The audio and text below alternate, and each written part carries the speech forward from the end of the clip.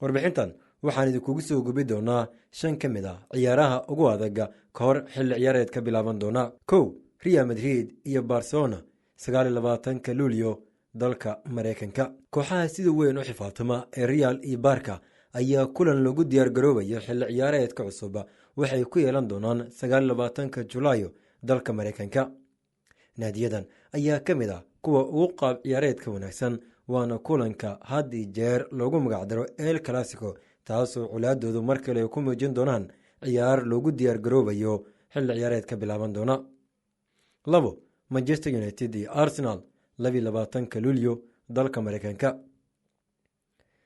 Gunners iyo Red Devils ayaa ugu dambeyntii mar kale u muuqdo kuwo si dhaba u soo cusboonaysiiyey markii la eego hanaan ciyaareedkooda, taas oo war fiican u ah jamaahiirta Premier League. Arsenal iyo Man United ayaa kulan loogu diyaar garoobayo xilli ciyaareedka isku wajihi doona dalka Mareykanka 22 bishan aan ku guda jirno.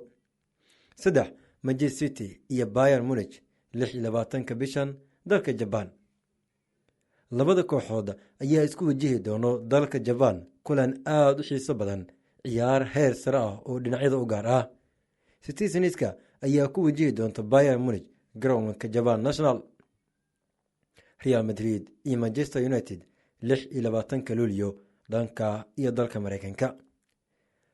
Los Blancos ayaa la ciyaari doonta Manchester United kulankan oo ay geesaha isugu dari doonaan ciyaar saaxiibtinimo oo ka horeysa xilli ciyaareedka. labada kooxood ee Real iyo Man United ayaa ah kuwa ugu caansan markii laga hadlo kubadda cagta caalamka. ciyaarta shanaad waa AC Milan iyo Juventus 27 Luulyo California. labada naadi ee Talyaaniga waxay dib u cusboonaysiin doonaan culaadooda kulanka California ka dhici doona. kooxan ayaa leh taageerayaal heer caalami ah, waana kulan soo jiidan doono indhaha oo idil markii laga hadlo kubadda cagta. haddaba daawade, kulankee ayaa is leedahay waa uu yahay kan ugu xiisaha badan ciyaaraha loogu diyaar garoobayo